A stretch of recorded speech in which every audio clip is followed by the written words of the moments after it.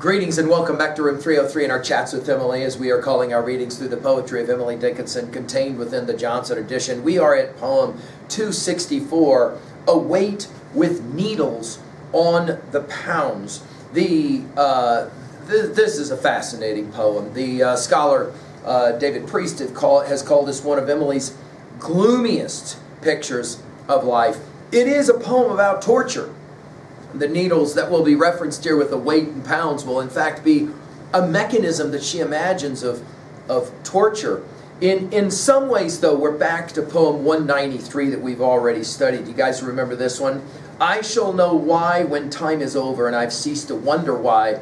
Christ will explain each separate anguish, underline that word, in the fair schoolroom of the sky. He will tell me what Peter promised, and I for wonder at his woe, I shall forget the drop of anguish that scalds me now, that scalds me now.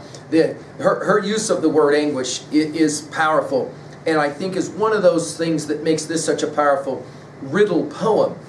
Obviously, we've already kind of told you that it's going to be about anguish, but we'll say it out loud. This is one of those poems where when you read it, you're gonna ask, wow, this is a pretty dark view of the world and of pain. In that regards, it's a theodicy, right? Now, our assumptions, speaking of theodicy, is that you've already followed our set of introductory comments and our whole playlist at learnstrong.net. Down that left-hand side, Chats with Emily, our playlist.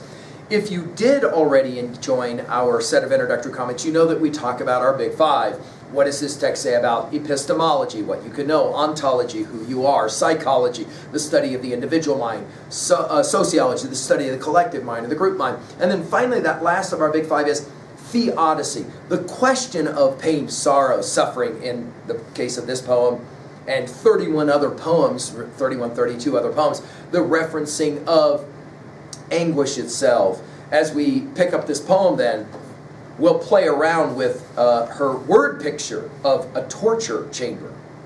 A weight with needles on the pounds to push and pierce besides, that if the flesh resist the heft, the puncture coolly tries, that not a pore be overlooked of all this compound frame, as manifold for anguish, as species be for name. Now, it is interesting that she begins by imagining some kind of torture instrument that has needles on it, and these needles, along with some kind of weight, will pound into the flesh some kind of wounds. Notice the use of the P sounds, to push and pierce besides. This is a pretty graphic image.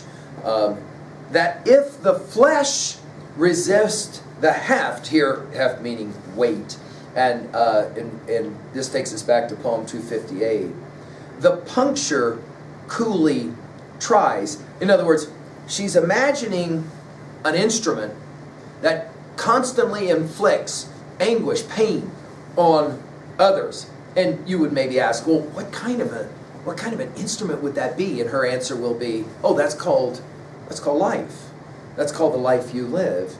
That not a pore be overlooked. Now, again, continuing with all the P sounds, pore, be overlooked of all this compound frame. Now, notice compound and frame are both capitalized, and it's going to be interesting that frame rhymes with name, and there will be, I think, some attempt to try and join back to the biblical account of Genesis 2:19-20, when Adam will name all of the different animal species, is her word here.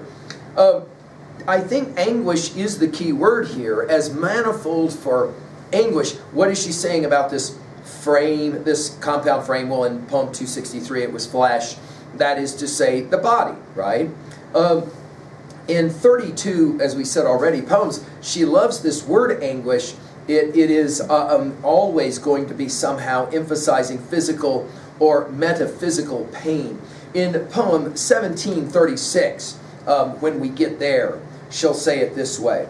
Proud of my broken heart, since thou didst break it. Proud of the pain I did not feel till thee. Proud of my night, since thou with moons didst slack it, not to partake thy passion, my humility. Thou canst not boast like Jesus, drunken without companion was the strong cup of anguish brewed for the Nazarene. Thou canst not pierce tradition with the peerless puncture. Again, hear all those P sounds. See, I usurped thy crucifix to honor mine. It's an amazing poem, and when we get there, we'll obviously come back to this one. How about poem 503, when she says it this way? Better than music, for I who heard it, I was used to the birds before. This was different, 'twas translation of all tunes I knew and more. 'Twasn't contained like other stanza, no one could play it the second time, but the composer, perfect Mozart, perish with him that keyless rhyme. So children told how brooks in Eden bubbled a better melody, quaintly infer Eve's great surrender, urging the feet that would not fly. Children matured are wiser mostly. Eden, a legend dimly told, Eve, and the anguish, grand dam's story. But I was telling a tune I heard, not such a strain the church baptizes when the last saint goes up the aisles, not such a stanza splits the silence when the redemption strikes her bells. Let me not spill its smallest cadence, humming for promise when alone, humming until my faint rehearsal drop into tune around the throne. Okay, so what exactly is going on here? By the way, spices was the word for species when this poem was first published in 1935, and then of course we come back to species, which is obviously the right word. It's the word that she meant. What's going on here? Well, I think her argument in maybe a bit of melancholy or lugubriousness. Her point is that life is suffering and therefore anguish, and that this anguish is translinguistic. Adam could name the species. Adam could name the suffering, the pain that is so much a fundamental part of the human condition. Hey, at 2b, of course, her key word of anguish here, I think, is central. At 3a, consider Shelley's Ode to the West Wind, passage 4. We've given full lectures on this at learnstrong.net. You remember when he says a heavy weight of hours has chained and bowed one too like thee, tameless and swift and proud? This idea of the weight of life. He says, I fall upon the thorns of life, I believe you'll remember in that poem. Finally, at 3b, how do you deal with anguish? Is it possible that Emily's theodicy, her explanation for why there must be pain in the world, is to ask, not why did this happen to me, but rather why did this happen for me? Or is that too optimistic a reading of Emily? What do you think? Thank you.